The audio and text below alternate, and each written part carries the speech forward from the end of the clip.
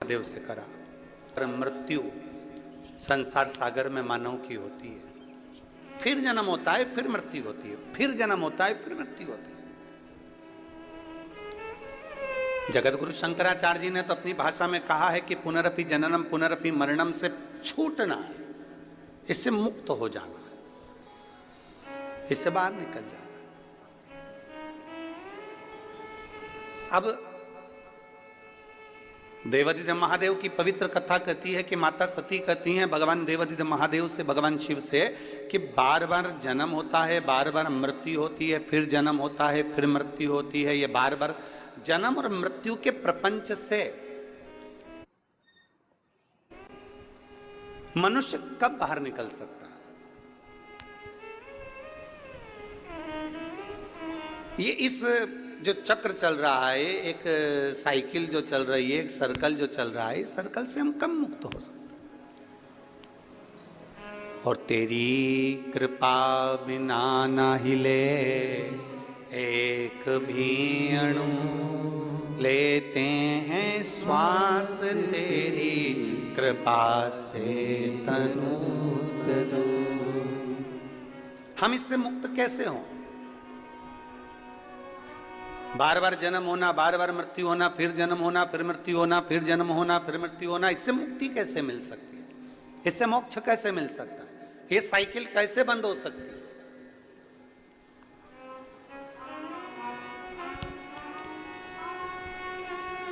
कैसे मुक्त हुआ जाए? हम और आप जब संसार में जन्म लेते हैं तो जन्म लेने के बाद में अपना कर्म पूरा कर कर फिर चले जाते हैं। अब हमको नहीं मालूम कि हम आएंगे कि नहीं आएंगे।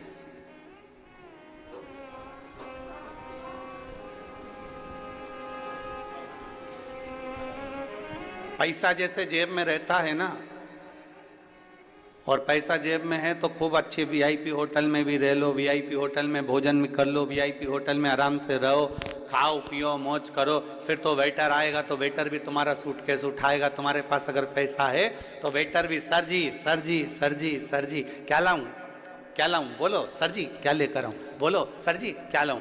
वेटर भी आपकी हाल हजूर करेगा। और जैसे ही जेब में से पैसा गया,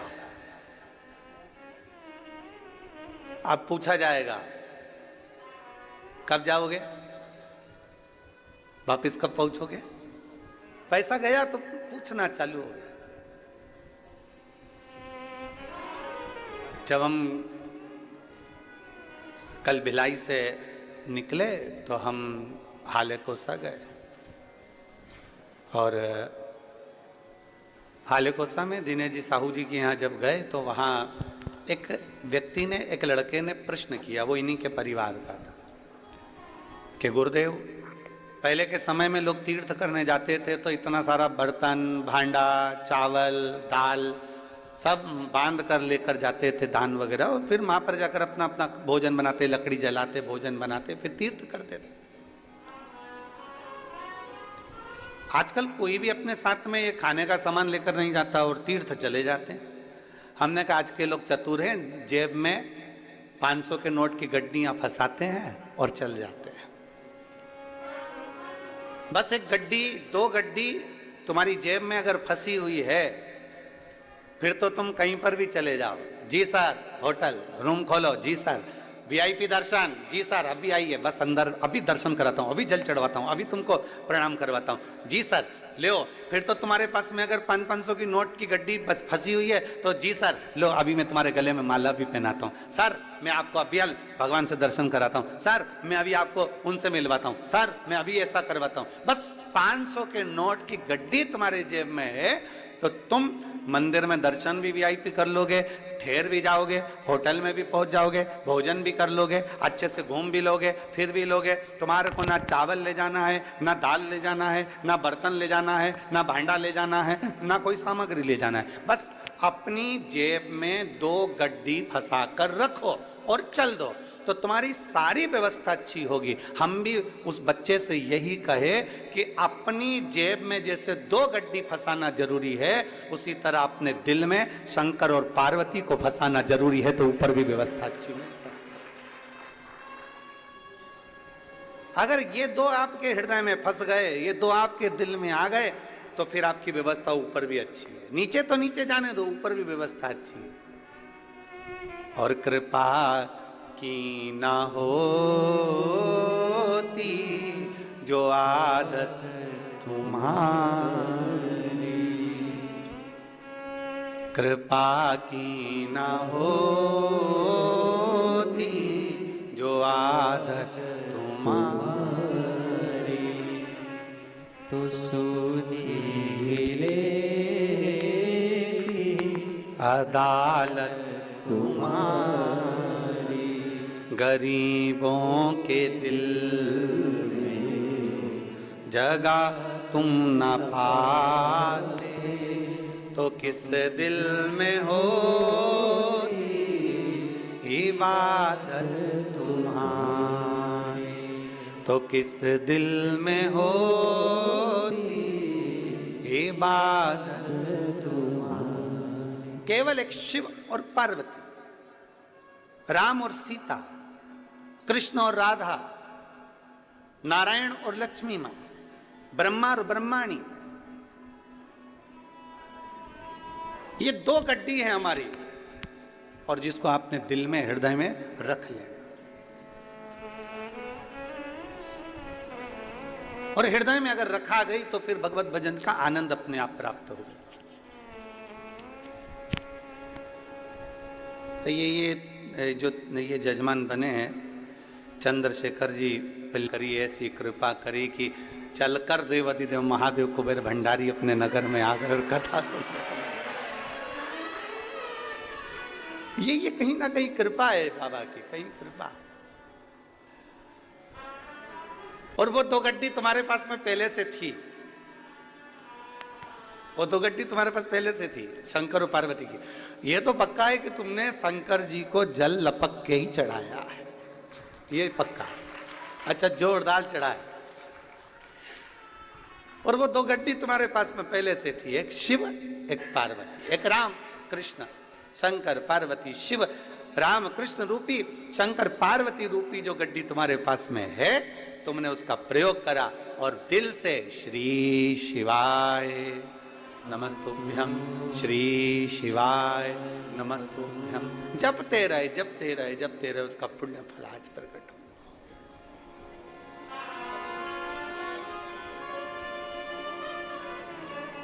संपूर्ण जीवन का एक आनंद आप और हमको प्राप्त हो। माता सती ने प्रश्न किया काशी की धरा पर, काशी की भूमि पर, और काशी की धरा पर भगवान प्रश्न कर रही है माता सती भगवान देवाधिदेव महादेव से, भगवान शिव से, भगवान शंकर से, बाबा जी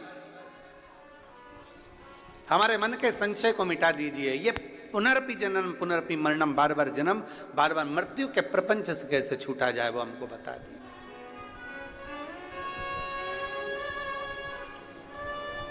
हम कैसे छूटे हैं।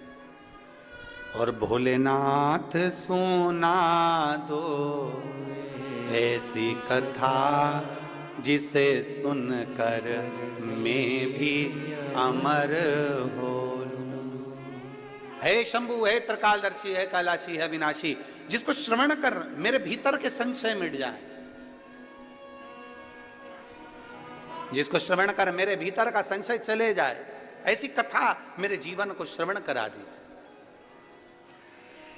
मुझे श्रवण करना है ऐसी कथा जो मेरे संशय को मिटा दे, मेरे संशय को समाप्त कर दे। मां भगवान देवाधिदेव महादेव सुन रहे हैं, माता सती बारंबार प्रश्न कर रही हैं, भगवान शंकर से बारंबार प्रश्न किया जा रहा है, बारंबार। और कितना सुंदर बात है, शिवपुराण कहती है यदि हमारा कर्म अच्छा है,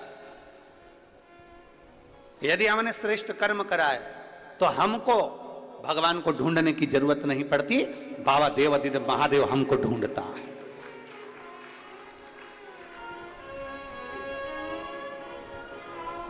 अगर हमारा कर्म अच्छा है, अगर हमारे कर्म श्रेष्ठ हैं, तो हमको बाबा को ढूंढने की जरूरत नहीं, बाबा हमें ढूंढेगा।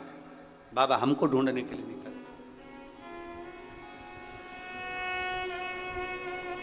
कर्म अच्छा करिए। अभी भिलाई की कथा में हमने एक बात कही थी कि बन सके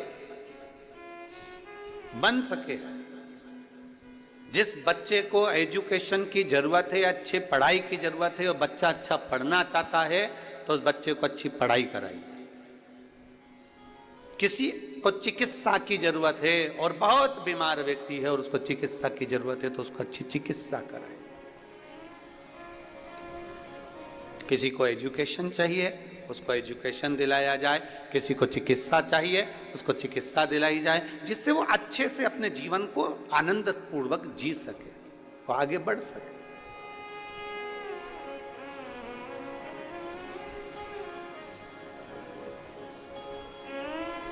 किस किसने सुनी थी भिलाई की कथा?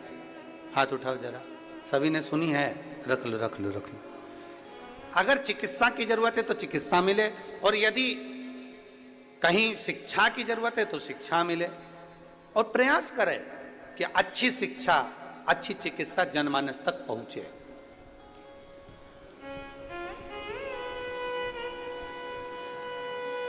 सती मैया कह रही है कि मेरे भीतर का संशय मिटा दो।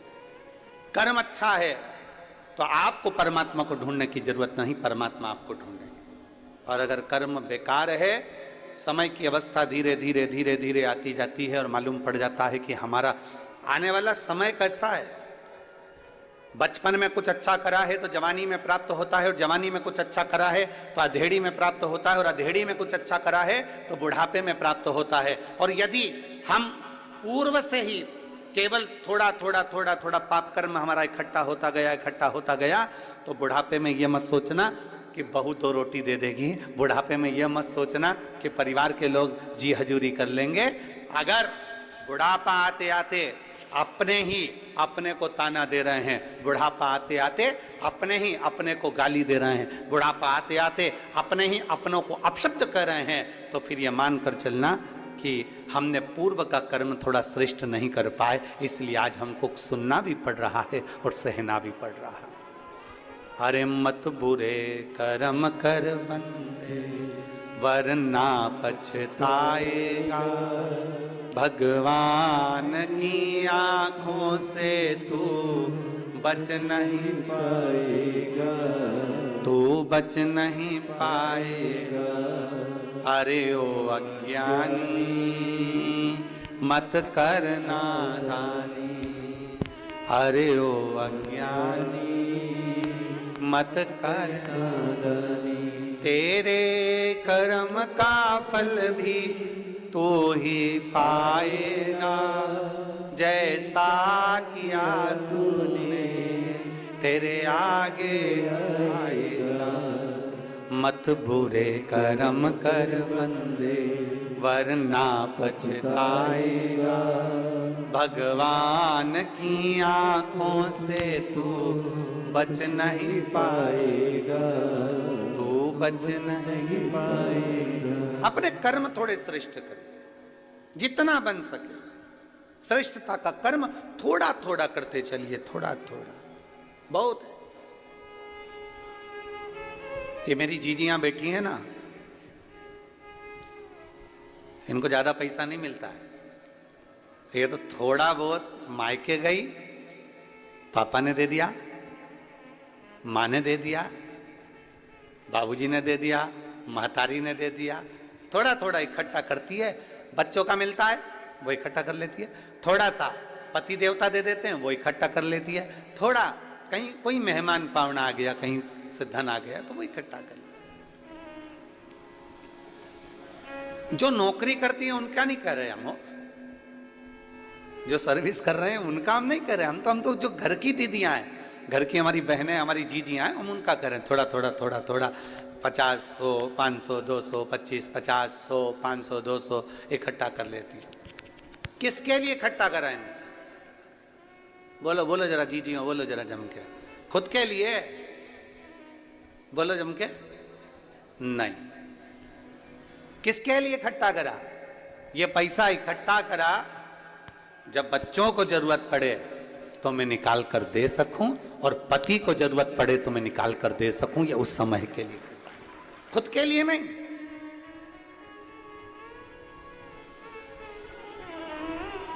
एक कथा, अमलेश्वर की कथा में हमने कहा था कि स्त्री से उसकी उम्र मत पूछो और पुरुष से उसकी आय मत पूछो। स्त्री से उम्र मत पूछो और पुरुष से जम के बोलो जरा, आय मत पूछो। क्यों? स्त्री से उम्र इसलिए नहीं पूछिए क्योंकि स्त्री अपने लिए नहीं जीती, एक नारी जब भी जीती है अपने परिवार के लिए जीती है। इसलिए नारी से उसकी उम्र नहीं पूछी जाती, उसकी उम्र नहीं पूछते कि तू कितने साल की है।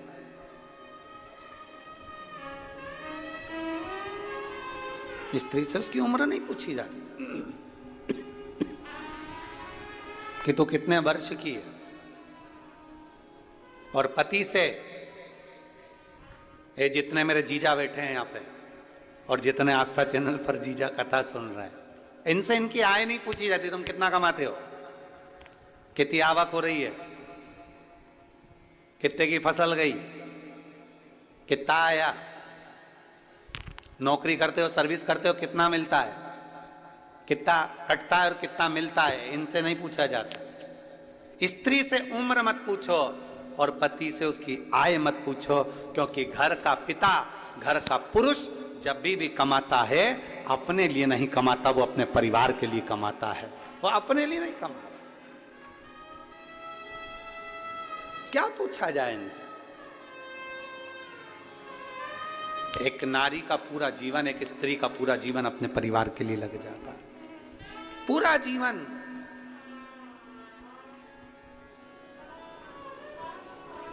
एक पुरुष का पूरा जीवन कमाने में, शुरू से बस कमाना कमाना कमाना कमाना कमाना और कमाते कमाते कमाते कमाते उसका पूरा जीवन केवल परिवार के लिए हो जाता है, परिवार के लिए। जब उसको पता चलता है कि मेरी पूरी उम्र निकल गई और मैंने इसका भोग ही नहीं भोगा। मधुमक्खी छत्ता बनाती है,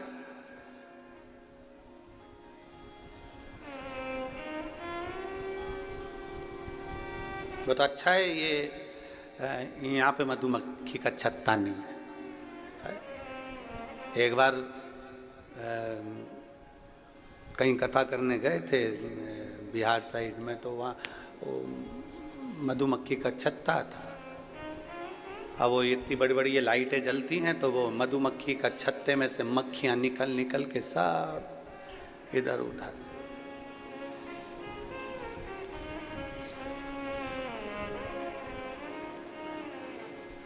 छत्तीसगढ़ सरकार को और छत्तीसगढ़ की प्रशासन को, दोनों को धन्यवाद है, बहुत बहुत साधुवाद, बहुत बहुत साधुवाद।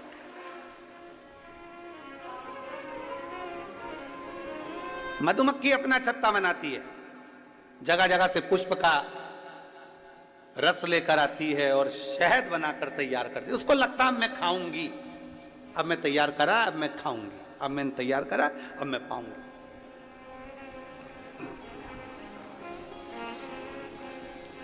फिर सोचती है वो, अब मैं खाऊंगी। जीवन बहुत विचित्र है। मेरी जीजियों, मेरे जीजाओं, मेरी बेटियों, मेरे बेटाओं, मेरी माताओं, मेरे भाई, मेरे बंधु, मेरी माताएं, ध्यान रखना, जीवन बड़ा विचित्र है। जब दांत रहते हैं तब खाने को चने नहीं मिलते हैं, और जब चने मिलते हैं तो मुंह में दांत नहीं रहते।